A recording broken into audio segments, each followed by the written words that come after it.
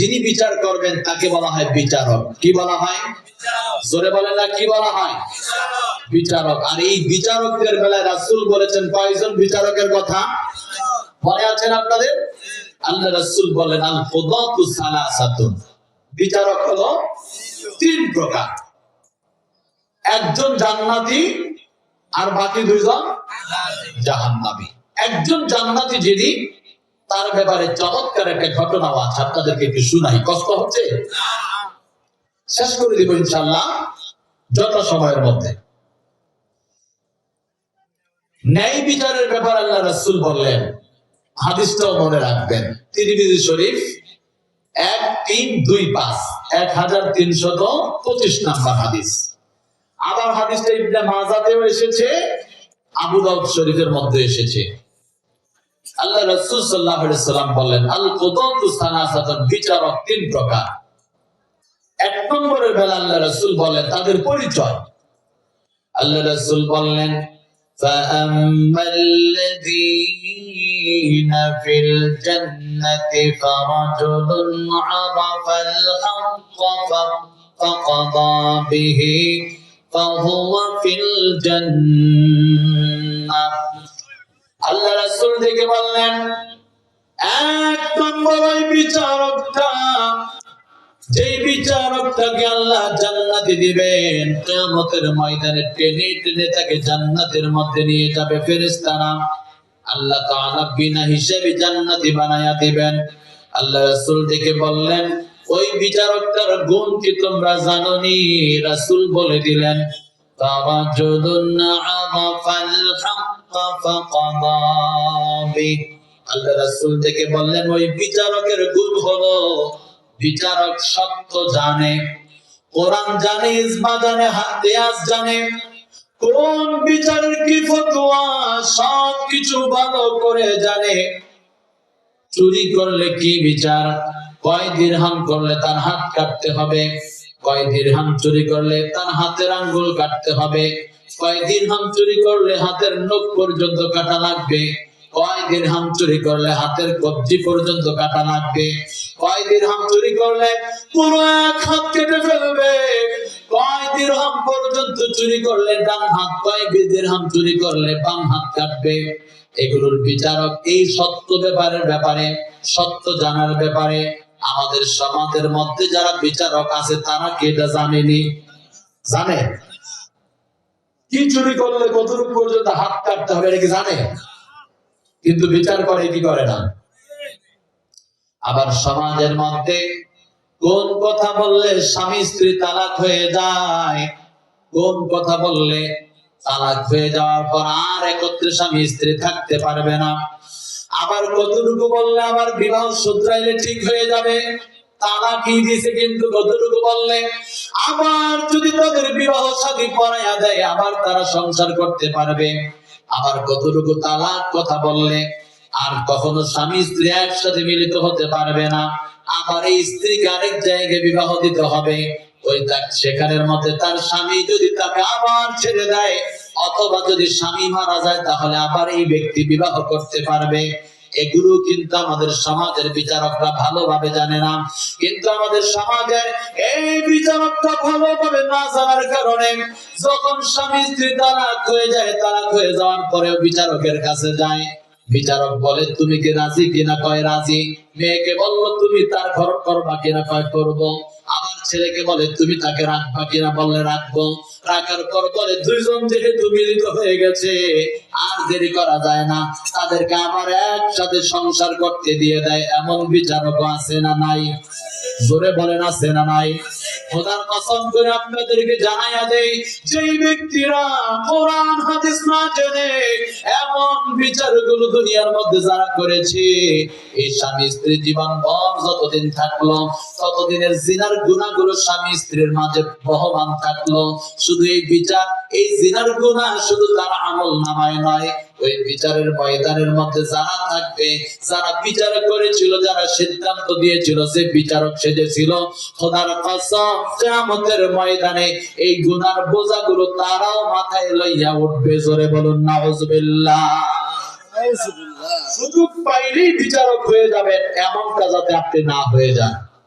কয়জন মিলে আপনাকে বললো হুজুর আপনি বিচারক, আপনি বিচারক হয়ে গেলেন কিন্তু উল্টাপাল্টা বিচার করলেন, এই বিচার দায়ভার আপনাকে নিতে হবে না? তার মানে আপনাকে সত্য জানতে হবে। সত্য জানার জন্য কোরআন হাদিস এবং ইজমা কিয়াস আপনাকে ভালো জানতে হবে। কিন্তু আমাদের সমাজের অনেক বিচারক আছে তারা এগুলো জানেও না, ঠিক কিনা বলেন? আল্লাহ তাআলা বুঝার তৌফিক দান করুক, আমিন বলেন। আল্লাহ রাসূল বললেন যেই ব্যক্তি হক জানলো সেটা অনুযায়ী বিচার করলো।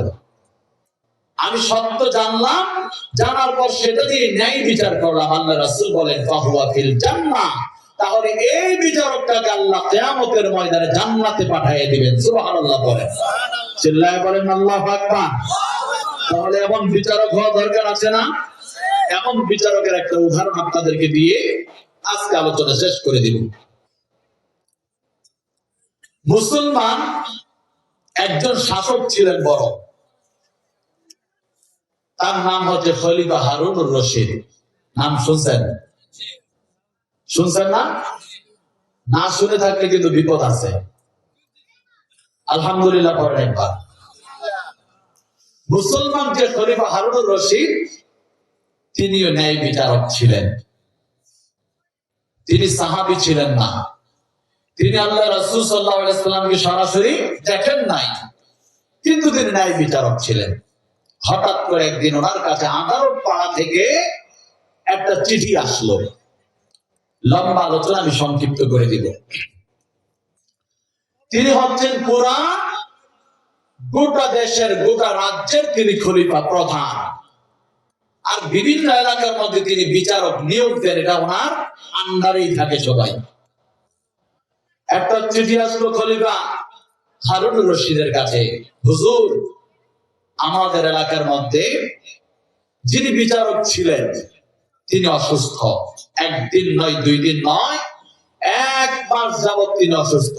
সুস্থ হবেন ভেবে আমরা সকলেই মিলে ওনার এই অপেক্ষায় ছিলাম, কিন্তু এক মাস হয়ে গেল তিনি সুস্থ হচ্ছেন না, যার কারণে এই এলাকার বিচার কাজগুলো একেবারে ব্যাহত হয়ে গেছে। চিঠি পাওয়া মাত্র এই এলাকার মধ্যে একজন বিচারক নিয়োগ দেওয়ার অনুরোধ করা হলো। সুবহানাল্লাহ পড়েন। খলিফা হারুনুর রশিদের কাছে এবার চিঠি চলে আসলো।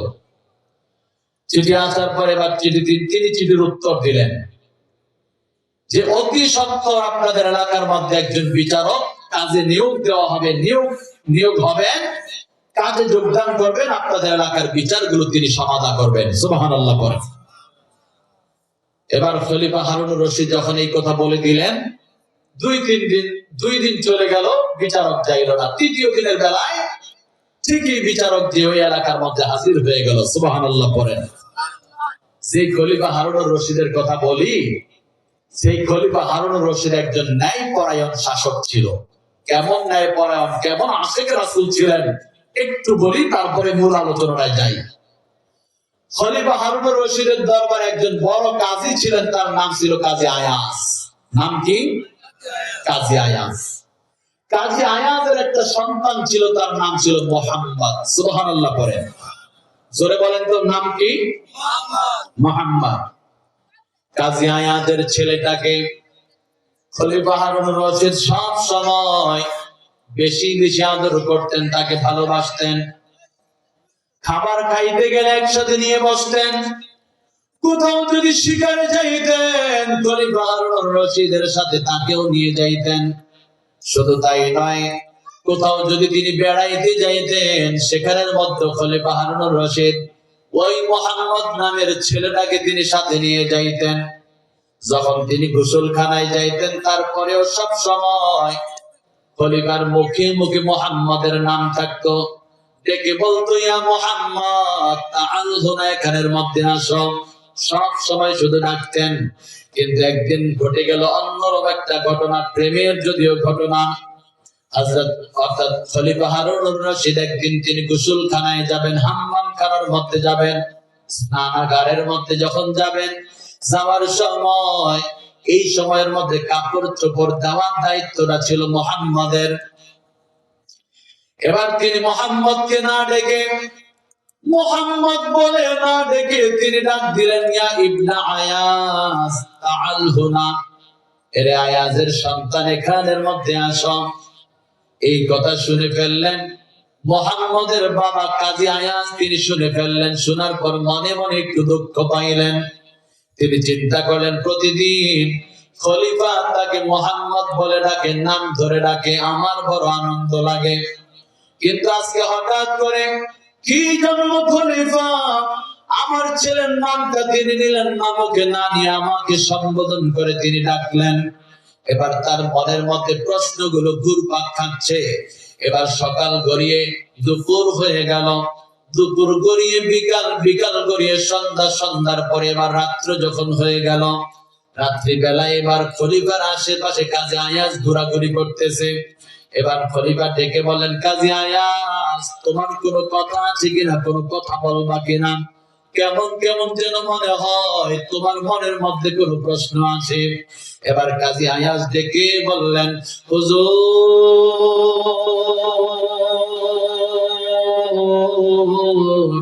সকাল থেকে ভাবছি আপনাকে একটা প্রশ্ন করব। দুপুর হলো, সময় পাইলাম না। বিকাল হলো, আপনার কাছে প্রশ্ন করার সুযোগ পাইলাম না। সন্ধ্যা হয়ে গেল, তাও পাইলাম না। রাত্র যখন হয়ে গেল, আপনি যখন জিজ্ঞাসা করলেন, তাহলে অবশ্যই আমার প্রশ্ন আপনাকে করতে হয়। আমি কি আপনাকে প্রশ্ন করব? বলল, প্রশ্ন করতে পারো। বললেন, হুজুর, প্রতিদিন আমার সন্তানটাকে আপনি মুহাম্মদ তার নাম ধরে আপনি প্রতিদিন ডাকেন, কিন্তু আজকে সকালবেলা যখন আপনি গোসলখানায় যাবেন, হাম্মামের মধ্যে যাবেন, আমি শুনতে পাইলাম আপনি আমার সন্তানকে তার নাম ধরে না ডেকে আমাকে সম্বোধন করে ডাকলেন। এরে আয়াজের সন্তান, এখানের মধ্যে আসো। হুজুর, আপনার কাছে জানতে চাই কি কারণে আমার সন্তানের নামটা আপনি না নিয়ে আমাকে সম্বোধন করে ডাকলেন? আমার সন্তান কি কোনো অপরাধ করেছে কিনা আপনার কাছে জানতে চাই। যখন এই কথা বললেন, বলার সাথে সাথে খলিফা ডেকে বললেন, আরে আয়াজ,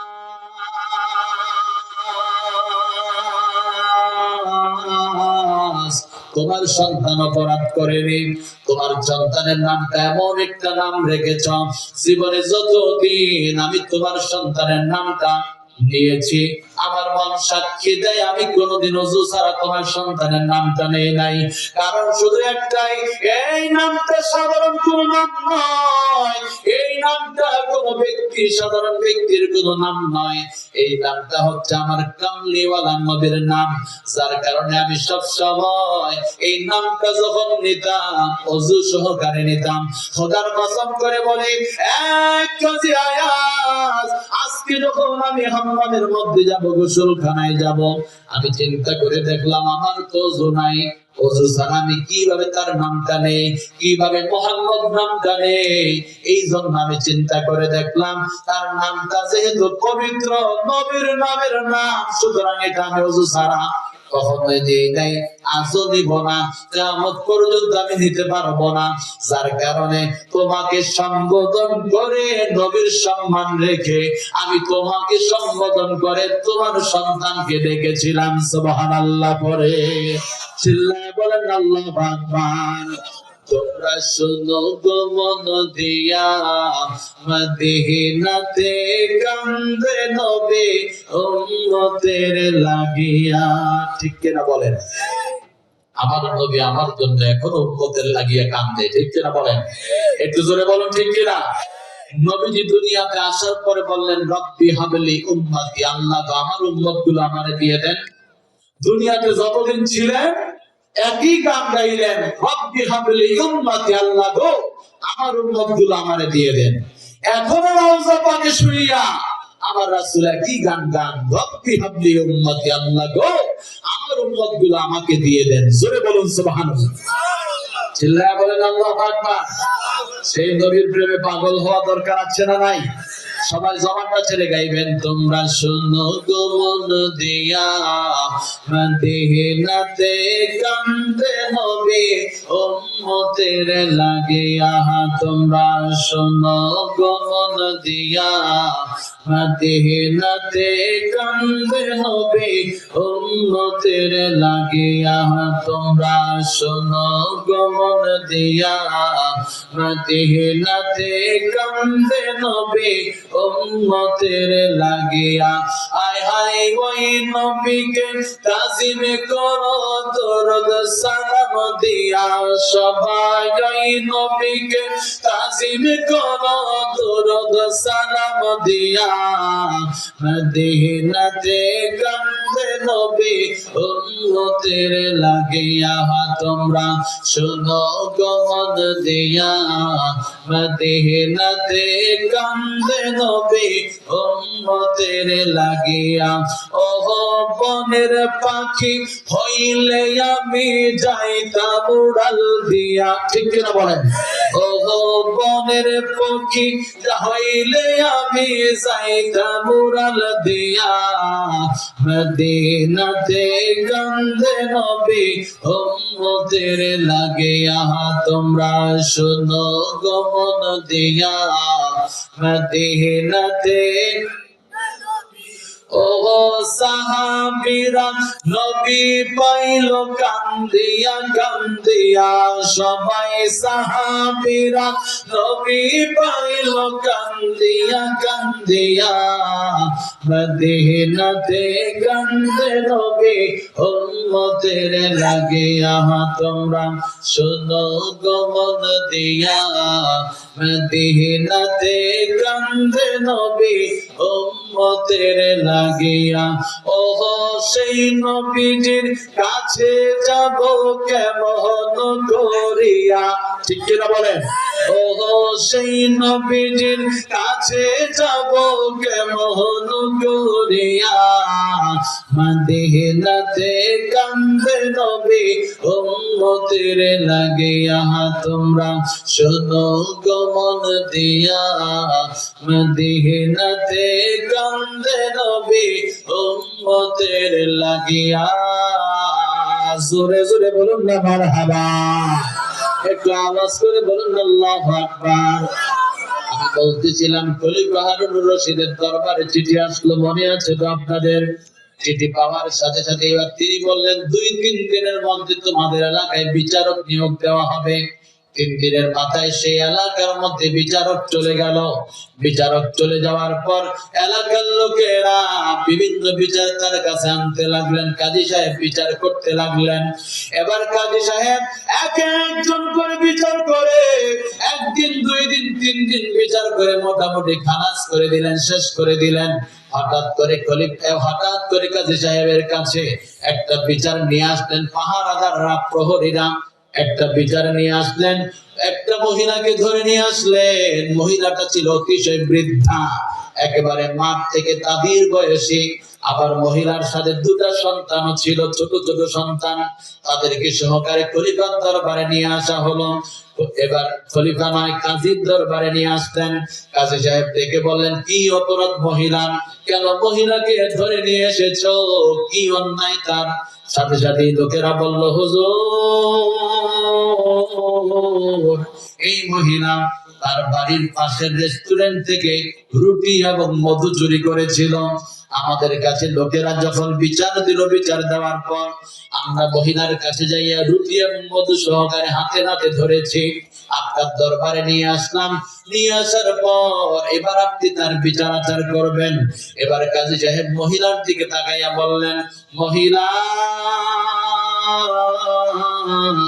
আপনি তো একজন বৃদ্ধা মহিলা আপনি কি জানেন না চুরি করা বড় অপরাধ তারপরে কেন চুরি করলেন তার আগে আপনার কাছে জানতে চাই আপনাকে চুরির অপরাধে এখানে নিয়ে আসা হয়েছে কিন্তু এই 2টা সন্তান কেন আপনার কাছে আসলো যখন এই কথা বললেন বলার সাথে সাথে ওই মহিলা চোখের পানিগুলো ছেড়ে দিল আর ডেকে বলল হুজুর এই 2টা সন্তান আমার ছেলের বেটা আমার ছেলের 2টা সন্তান গেল মাস খানেক আগে আমার সন্তানটা দুনিয়ার জমিন থেকে বিদায় হয়ে গেছে তাদের মা ছিল মা তার বাড়িতে চলে গেছেন 2টা সন্তান আমার কাছেই থাকে সুতরাং আমাকে যদি ধরে নিয়ে আসা হয়, আমি ছাড়া তাদের থাকার কোনো জায়গা নাই।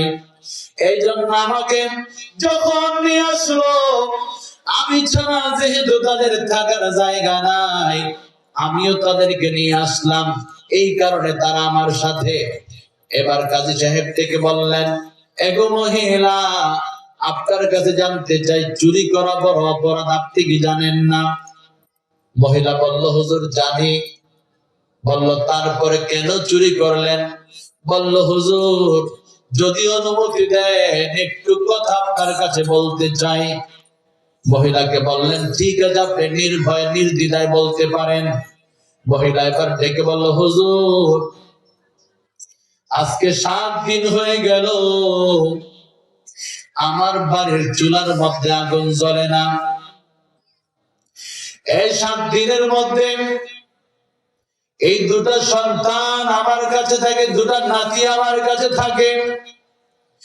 আমি যদি তাদেরকে খাবার দেই, খাবার খাইতে পায়, যদি খাবার না দেই তারা খাইতে পায় না। কিন্তু গেল 1 সপ্তাহ যাবত যখন খাবারগুলো ফুরিয়ে গেল, নাতিগুলো যখন কান্না করে, আমার কলিজাটা আমি মানাইতে পারি না। মাঝে মাঝে চুলার মধ্যে হাঁড়ি নিয়ে বসাইয়া দিয়ে আগুন জাল দিতে থাকে। হাঁড়ির মধ্যে কিছু পাথর লইয়া আর পানি দিয়ে শুধু জাল দিতে থাকে। পানিগুলো যখন গড়ায়, যখন উতরাইতে থাকে, যখন এগুলো বলকাইতে থাকে, আমি তাদেরকে বলি, তোমাদের জন্য এই যে খাবার রেডি হয়ে যাচ্ছে, তোমরা একটু অপেক্ষা করো। নাতিগুলো প্রতিদিন এইভাবে আমার মিথ্যা আশ্বাস গুলো মেনে নিয়ে কান্না করতে করতে ঘুমায়া যায়, আর তাদের খবর থাকে না। তাদের দিন দিন কান্না বাড়তেই লাগলো, জোরে জোরে কান্না বাড়তে লাগলো, কান্নার আওয়াজ বাড়তে লাগলো। পরিশেষে যখন 5 দিন হয়ে গেল, এবার আর কান্নার আওয়াজ বাড়ে না, এবার কমতে থাকলো। ক্ষুধার তাড়নায় তাদের পেটের সাথে পিঠ লেগে গেছে, তারা কান্না করতে পারে না, জোরে আওয়াজ তাদের মুখ দিয়ে বের হয় না। হুজুর গতকাল এমন একটা ঘটনা ঘটে গেল, আমি দেখলাম নাতিগুলো বুঝি আর দুনিয়ার জমিনে বেঁচে থাকবে না, দুনিয়ার জমিন থেকে বিদায় হয়ে যাবে। আপনাকে কথা বলতে চাই হুজুর, যদি আমার জন্য হইতো আমি এইভাবে জীবনটা দিয়ে দিতাম, তারপর আমি চুরি করতাম না। আমি চিন্তা করে দেখলাম, এই নাতি দুইটা আমার কাছে থাকার পরে যদি তারা দুনিয়ার জমিন থেকে বিদায় হয়ে যায়, আমাকে আমি নিরপরাধ করতে পারবো না, অপরাধ মুক্ত করতে পারবো না, আল্লাহর জবাব, আল্লাহর কাছে জবাবদিহিতা করতে পারবো না।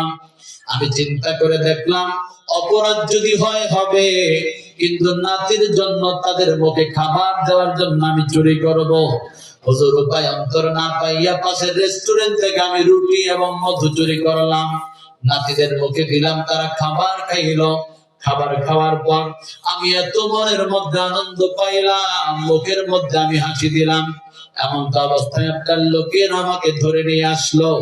যখন এই কথা শুনলেন, শোনার সাথে সাথেই কাজী সাহেবের চোখগুলো লাল হয়ে গেল। তিনি ছিলেন সুন্দর মানুষ, কপালটাও লাল হয়ে গেল। এবার তিনি সাথে সাথে এই বিচার কাজে অংশগ্রহণ করার জন্য যত লোক এসেছিল তাদের সকলের দিকে তাকাইলেন। তাকানোর পরে এবার ডেকে বললেন, ও লোকেরা, এই মহিলার বিচার আজকে করা হবে না, আগামীকাল তার বিচার করা হবে। তবে তোমাদেরকে বলতে চাই, আগামীকাল যখন বিচার করব, তখন এখানের মধ্যে 100 লোক উপস্থিত থাকতে হবে। 100 লোকের মধ্যে আমি নিজে থাকবো, নগরের প্রধান যিনি তিনিও থাকতে হবে, খাদ্য গুদামের যিনি প্রধান উনিও থাকতে হবে, এলাকার ইন্টেলেকচুয়াল পার্সন, বুদ্ধিজীবী যারা আছে তারাও এখানের মধ্যে থাকতে হবে। মোট 100 জন লোকের আঞ্জাম করে তোমরা আগামীকাল বিচারের আয়োজন করবা। যখন এই কথা বলে দিলেন, আর ঠিক বললেন, এই বৃদ্ধা মহিলাকে আবার জেলখানায় নিয়ে যাও, তাকে ভালো করে খাবার দেওয়ার ব্যবস্থা করো। এবার জেলখানার মধ্যে একদিন কেটে গেল, পরের দিন বিচার বসলো এজলাসের মধ্যে। কাজী সাহেব বসলেন, মহিলা এখানের মধ্যে অপরাধী হয়ে দাঁড়াইলেন। এবার সাথে সাথে কাজী সাহেব বিচারের রায় দিলেন। এই মহিলা যে রুটি এবং মধু চুরি করেছে তার অপরাধের শাস্তি হয়েছে তিনটা। কয়টা বলেন? জোরে বলেন কয়টা? বুঝেন না আপনারা নাকি ঘুমাইতেছেন? দুই একজন ঘুমান, একটু হাত উড়ান তো। দুই একজন ঘুমাইতেছেন নাকি? বুঝছে না, নতুন নাকি? আল্লাহ কবুল করো, আমিন। আমি বলতেছিলাম,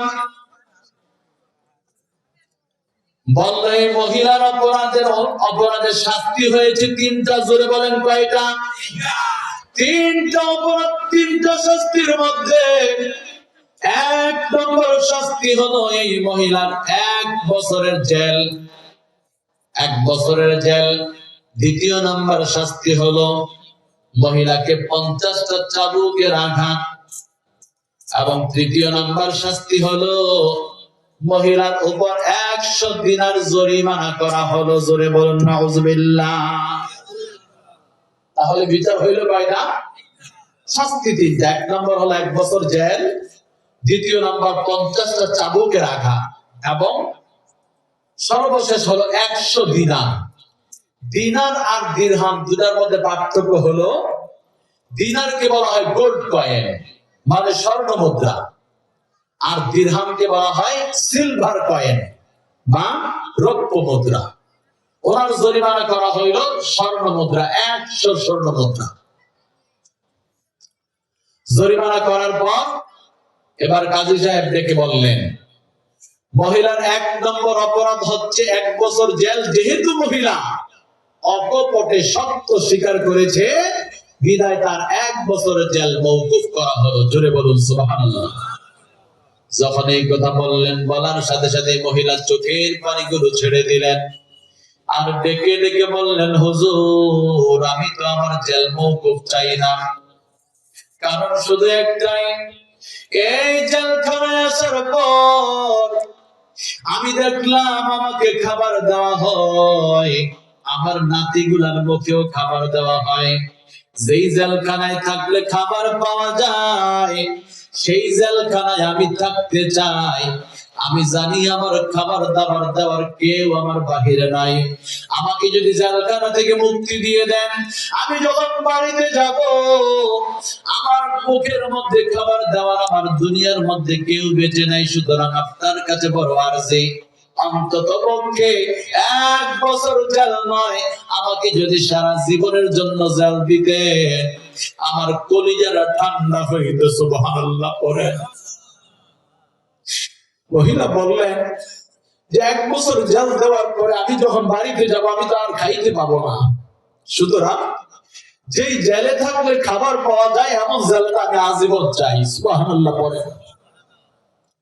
এই কথা বলার পর কাজী সাহেব নিজের চোখের পানিগুলো ছেড়ে দিলেন আর বললেন, মা একটু চুপ করে দেখি আপনার জন্য কিছু করা যায় কিনা। চুপ করে থাকলেন। একটু পরে কাজী সাহেব বললেন, মহিলার 2 শাস্তির 1 শাস্তি শেষ হয়ে গেল। এবার তিনি চেয়ার থেকে নেমে নিচের মধ্যে আসলেন। নিচের মধ্যে আসার পর এবার ডেকে বললেন, ও জল্লাদ এখানের মধ্যে একটু আসো, চাবুকটা নিয়ে আসো তাড়াতাড়ি। এই মহিলা তার ঘরের মধ্যে 7 দিন না খাওয়ার কারণে 7 দিন চুলার মধ্যে আগুন জ্বলে নাই, যার কারণে মহিলা রুটি এবং মধু চুরি করেছিল। এই অপরাধ মহিলার নয়, অপরাধ মহিলার নয়, এই অপরাধ হবে সর্বপ্রথম এই এলাকার যিনি শাসক, যিনি খলিফা, তার 1 নম্বর অপরাধ। জোরে জোরে বলুন না সুবহানাল্লাহ। তিনি বললেন এটা মহিলার অপরাধ নয়, এই এলাকার যিনি খলিফা তিনি এটার 1 নম্বর অপরাধী। আর আমি যেহেতু খলিফার প্রতিনিধি হয়ে এসেছি, সুতরাং এই শাস্তি সর্বপ্রথম পাও না আমি। তিনি 2টা হাত বিছায়া দিলেন, বললেন, জল্লাদ তাড়াতাড়ি চাবুক নিয়ে আসা। আসার পর যেহেতু খলিফা সবচেয়ে বেশি অপরাধী, খলিফার হাতের মধ্যে, খলিফার প্রতিনিধি আমি, আমার হাতের মধ্যে 20টা চাবুকের আঘাত করে দাও। সুবহানাল্লাহ পড়ে। বললেন, চাবুকের আঘাতগুলো মারার সময় একটু যাতে তোমাদের মনের মধ্যে দয়ার সৃষ্টি না হয়, তাহলে কিন্তু তোমরা আল্লাহর দরবারে অপরাধী হয়ে যাইবা। তিনি হাতগুলো বিছাইয়া দিলেন, চাবুকের আঘাত শুরু হয়ে গেল। একটা, দুইটা, তিনটা, চারটা, পাঁচটা যখন আঘাত শুরু করে দিলেন, এবার আস্তে আস্তে করে হাতগুলো ফাটতে লাগলো, হাতের চামড়া ফেটে রক্ত বের হইতে লাগলো। 20টা আঘাত যখন শেষ হয়ে গেল, গোটা দুইটা হাত রক্তে রঞ্জিত হয়ে গেল। এবার লোকেরা আসলো, একটু কাপড় দিয়ে হাতটা বেঁধে দিবে, আবার একটু রক্তগুলো মুছে দিবে। এবার সাথে সাথে কাজী সাহেব বললেন, না, এই অপরাধ আমার, আমাকে একটু আমার প্রায়শ্চিত্ত করতে দাও। তিনি দুটো হাত উঠাইয়া আল্লাহর দিকে ডেকে বললেন, মালিক, তাকাইয়া দেখেন এই এলাকার মধ্যে, সেই এলাকার মধ্যে আমাকে একটু জায়গা শাসন করার আপনি সুযোগ করে দিয়েছেন, যদিও জমিন আপনার। আমি শুধুমাত্র একটু এলাকা পাহারা দেওয়ার দায়িত্ব দিয়েছিলেন, আমি সেই পাহারাটা ভালোভাবে দিতে পারি নাই। ও আল্লাহ, দুই মহিলা 7 দিন যাবত না খেয়ে, দিন দুটা বাচ্চা না খেয়েছিল। এই অপরাধ সর্বপ্রথম আমার। আমি আপনি তাকাইয়া দেখেন আমার অপরাধের শাস্তিটা আমার হাতের মধ্যে নিয়েছি। আল্লাহ গো, আপনি সাক্ষী থাকেন, এই রক্তমাখা হাত লইয়া আপনার সেই দরবারে হাত বাড়িয়েছি। দয়া করে দুনিয়াতে শাস্তি নিলা, কিয়ামতের ময়দানে এই অপরাধের জন্য আমাকে আপনি ধরবেন না। জোরে বলুন সুবহানাল্লাহ। চিন্তা করেন, আল্লাহু আকবার। চিন্তা করেছেন বিচারক কেমন? যখন এই কথা বলে দিলেন, বলে দেওয়ার সাথে সাথে এবার বললেন, ঠিক আছে, এই মহিলার উপর আঘাত ছিল 50টা, চাবুকের আঘাত গেল কয়টা? আর থাকলো কয়টা? বললেন, আরো যে 30টা আছে, এই 30টা চাবুকের আঘাত তোমরা ভাগ ভাগ করে দিবে। এলাকার নগরের যিনি প্রধান আছে, তার হাতের মধ্যে 10টা বাড়ি দিয়ে দাও। সুবহানাল্লাহ পড়েন। বলেন, এই এলাকার যিনি নগর প্রধান, তার হাতের মধ্যে 10টা দাও। গেল কয়টা? 30টা। আর থাকলো 20টা। বললেন, যিনি খাদ্য গুদামের প্রধান, যিনি খাদ্য মন্ত্রী, 3য় নম্বর অপরাধ ওই ব্যক্তির হাতের মধ্যে 10টা দিয়ে দাও। সুবহানাল্লাহ বলেন। ওনার হাতের মধ্যে দেওয়ার পর বাকি ছিল 10টা। বললেন, এই এলাকার যারা ধনী আছে, যারা উদের পূর্তি করে খাবার খাইতো, এই মহিলাটা না খেয়েছিল, মহিলাটার খবর নেয় নাই, এমন 10 জন ধনীকে দেখে দেখে 10 জন ধনীর গায়ের মধ্যে একটা একটা করে চাবুকের আঘাত লাগাইয়া দাও। সুবহানাল্লাহ করে। এবার মহিলার 50টা আঘাতের সবগুলো শেষ হয়ে গেল। শেষ হয়ে যাওয়ার পর অনেক লম্বা আলোচনা ছিল, রাত্র অনেক বেশি হয়ে গেছে। কষ্ট হচ্ছে আপনাদের? চলবে আরো কিছু কর, আল্লাহ কবুল করুক, আমিন। না, 2 মিনিট চালাবো, তারপর শেষ করে দেবো ইনশাআল্লাহ। না, আল্লাহ কবুল করুক। আপনাদের সকালে ফজর নামাজ তো করতে হবে, পড়বেন না ফজর নামাজ? নাকি আজকে মাহফিল শোনার পর আগামী মাহফিলের দিন ঈশার নামাজ পড়ে একবারে খতম দিবেন, এমন কোনো চিন্তা ভাবনা আছে? না, প্রতিদিন নামাজ পড়তে হবে? নামাজ পড়া লাগবে না ইনশাআল্লাহ। আল্লাহ কবুল করুক, আমিন বলেন। বলছিলাম, তারপরে সবার শাস্তিগুলো শেষ হয়ে গেল। এবার মহিলার শাস্তির মধ্যে আরেকটা শাস্তি আছে, ঠিক কিনা বলেন? সেই শাস্তিটা কি? 100 দিনার জরিমানা। বললেন, এই এলাকার যারা আছে, ধনী থেকে শুরু করে খাদ্য গুদামের প্রধান, নগরের প্রধান যারা আছে, সবাই মিলে 100 জন আছে, সবাই 100 দিনার করে আজকে জরিমানা দিবে। সর্বপ্রথম কাজী সাহেব নিজেই একটা রুমাল বিছাইয়া দিলেন। রুমাল বিছাইয়া তিনি নিজে 100 দিনার রাখলেন। রাখার পর বললেন সবাইকে এটার মধ্যে দেওয়ার জন্য। সবাই মিলে 100 দিনার করে জরিমানা দিল। দেওয়ার পর হয়ে গেল 10,000 দিনার। সুবহানাল্লাহ পড়ে। 10,000 দিনারের মধ্যে এবার বললেন 100 দিনার এই রাজ্য কোষাগারের মধ্যে জরিমানা রেখে দাও। 50 দিনার ওই দোকানদারের মালিককে জরিমানা দিয়ে দাও, যে দোকানদারের থেকে রুটি এবং মধু চুরি করেছিল। আর বাকি যে দিনার গুলো আছে এই মহিলার হাতে দিয়ে দাও। এই মহিলা যতদিন থাকবে সে তার নাতিদেরকে নিয়ে চলতে থাকবে। জোরে বলুন সুবহানাল্লাহ। চিল্লায় বলেন আল্লাহু আকবার। এবার খলিফা সর্বশেষ একটা কথা বললেন। মহিলার বিচার শেষ হওয়ার পরে বললেন, মহিলা গো, আপনাকে বলতে চাই, আমি তো খলিফার প্রতিনিধি হয়ে এসেছি, তবে খলিফা আপনার কাছে নিজেও ক্ষমা প্রার্থী। আগামী 1 মাস পরে আপনি খলিফার দরবারে যাবেন। খলিফা একেবারে ধুমধাম করে আপনার কাছে ক্ষমা চাইবে, খলিফা আপনার কাছে কৃতজ্ঞ। জোরে বলুন সুবহানাল্লাহ। 1 মাস পর এবার মহিলা আস্তে আস্তে করে খলিফার দরবারে গেলেন। খলিফার দরবারে দূর থেকে দেখলেন খলিফা সিংহাসনের মধ্যে বসে আছে।